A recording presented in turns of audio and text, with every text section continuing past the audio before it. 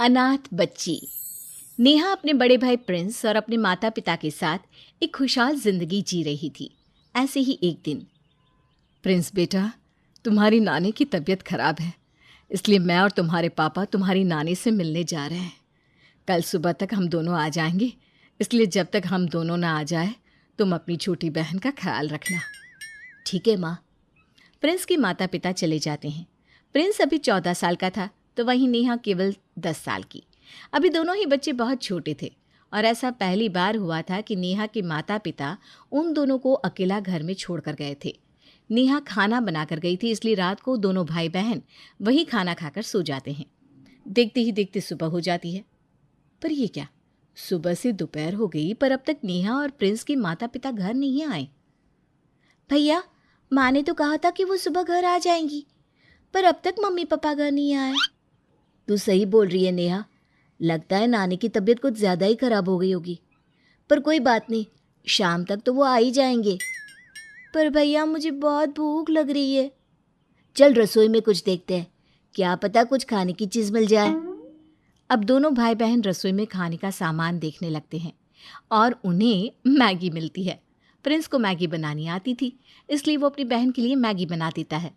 उसे खाकर दोनों भाई बहन अपना पेट भर लेते हैं और अब अपने माता पिता का इंतज़ार करने लगते हैं।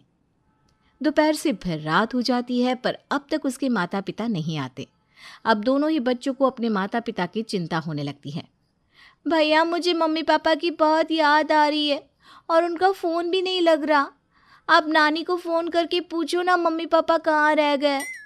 हाँ नेहा, मैं अभी नानी को फ़ोन करके पूछता हूँ। हेलो नानी, क्या मम्मी पापा अभी भी आपके पास है?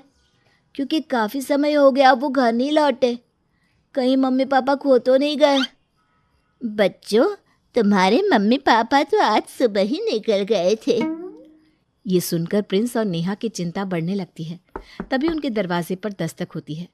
जैसे ही प्रिंस दरवाज़ा खोलता है, वो देखता है कि एम्बुलेंस में उनके माता पिता की लाश है। बच्चों, आज सुबह एक दुर्घटना में तुम्हारे माता पिता की मौत हो गई। तुम्हारे माता पिता के पर्स में हमें कुछ डॉक्यूमेंट्स मिले थे और इसी से तुम्हारे घर का पता चल सका और हम यहाँ तक पहुँच गए। इस तरह से एम्बुलेंस उनके माता पिता की लाश वहीं रखकर चले जाते हैं। अब गली वालों के साथ मिलकर प्रिंस अपने माता पिता को मुखाग्नि देता है। अब दोनों ही बच्चे अनाथ हो चुके थे। रोते रोते दोनों बच्चे सो जाते हैं। अगली सुबह नेहा भूख से रोने लगती है। नेहा, क्या हुआ? तू रो क्यों रही है? भैया, मुझे बहुत भूख लग रही है। अब मम्मी पापा भी हमारे साथ नहीं है। हमें तो खाना बनाना भी नहीं आता। अब हमारी देख रेख कौन करेगा? तू रोती क्यों है? तेरा भाई है ना मेरी बहन, तू यहीं रुक, मैं तेरे लिए खाना बनाऊंगा। अब से पहले प्रिंस ने कभी खाना नहीं बनाया था, इसलिए उसे खाना बनाना भी नहीं आता था। पर फिर भी वो खाना बनाता है और खाना बनाते हुए प्रिंस का हाथ भी जल जाता है। ये देखकर नेहा खाने से मना कर देती है। तभी उनकी एक पड़ोसन आकर उन्हें थोड़ा सा खाना दे जाती है। उसी खाने को खाकर दोनों भाई बहन अपना पेट भर लेते हैं। कुछ देर बाद एक आदमी आता है। देखो बच्चों, मैं जानता हूँ तुम्हारे ऊपर दुखों का पहाड़ टूटा है, पर तुम्हारे माता पिता ने मुझसे बहुत सारे पैसे उधार लिए थे और अब वो इस दुनिया में नहीं रहे। उन पैसों के एवज में उन्होंने ये घर गिरवी रखा था, तो अब ये घर मेरा है। तुम दोनों को यहाँ से कहीं और जाना होगा। इस तरह से वो आदमी उनके घर को हथिया लेता है और दोनों अनाथ बच्चों को घर से निकाल देता है। दोनों अनाथ बच्चे रोते हुए अपने चाचा चाची के पास जाते हैं, पर वो भी उन्हें अपनाने से मना कर देते हैं। गांव वालों को दोनों बच्चों पर बहुत तरस आ रहा था, पर फिर भी कोई भी उनकी मदद करने को आगे नहीं बढ़ता। अब प्रिंस अपनी बहन के साथ रोड पर दर दर की ठोकरें खाने लगता है और तभी एक औरत की नज़र अनाथ बच्चों पर पड़ती है। बच्चों, मैं काफ़ी देर से देख रही हूँ तुम दोनों भाई बहन को रोड पर अकेले घूमते हुए। तुम अपने घर क्यों नहीं जाते? क्या तुम्हारे माँ बाप को तुम्हारी ज़रा भी फिक्र नहीं है? आंटी, हमारे माता पिता को हमारी बहुत फिक्र होती थी, पर वो अब इस दुनिया में नहीं रहे।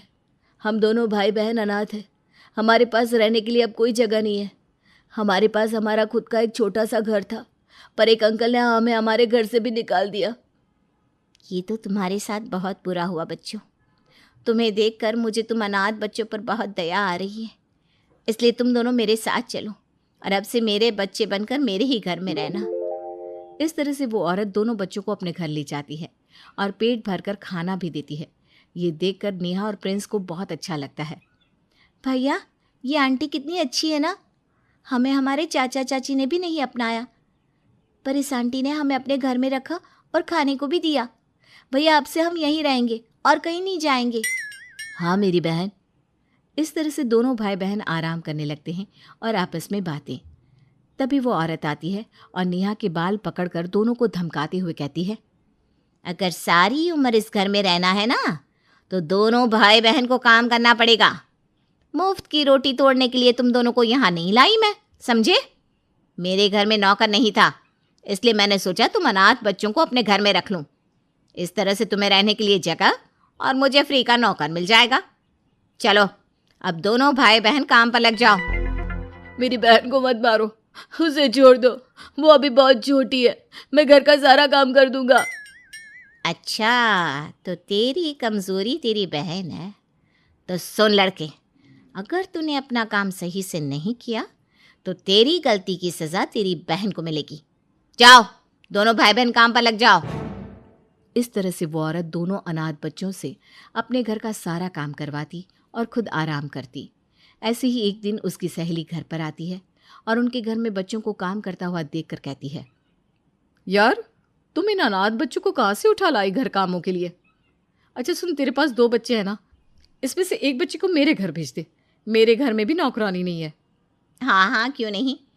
बाहर की नौकरानी को तू 2-3 हज़ार देती है, पर तू मेरी दोस्त है, इसलिए तू मुझे 1000 रुपये दे देना और इस लड़की को ले जा, घर का सारा काम कर देगी। जब प्रिंस को पता चलता है कि वो औरत उसे उसकी बहन से अलग करना चाहती है तो आधी रात को प्रिंस अपनी बहन के साथ घर छोड़कर भाग जाता है। रात काफ़ी ज़्यादा होती है, इसलिए प्रिंस अपनी बहन के साथ एक ढाबे के बाहर बैठ जाता है। कब दोनों की आंख लग जाती है उन्हें पता भी नहीं चलता। अरे बच्चों, तुम दोनों कौन हो और मेरी दुकान के बाहर क्या कर रहे हो? तुम्हारे माता पिता कहाँ हैं? अंकल, हम अनाथ हैं, हमारे इस दुनिया में कोई नहीं है। हम एक आंटी के घर में काम करते थे, पर वो आंटी भी हम दोनों भाई बहन को अलग करना चाहती थी, इसलिए मैं अपने बहन के साथ यहाँ आ गया। अगर आपके पास कोई काम है तो मुझे दे दीजिए, अब मैं खुद अपनी बहन की जिम्मेदारी उठाना चाहता हूँ। बेटा, तुम बहादुर हो, मुझे ये देखकर बहुत अच्छा लग रहा है कि इतनी कम उम्र में तुम अपनी बहन की जिम्मेदारी उठाना चाहती हो। वैसे मेरे पास कोई काम तो नहीं है, पर फिर भी मैं तुम्हें अपने पास काम पर रख लूँगा और मेरा एक घर खाली है, तुम दोनों भाई बहन आज से उसी घर में रहना।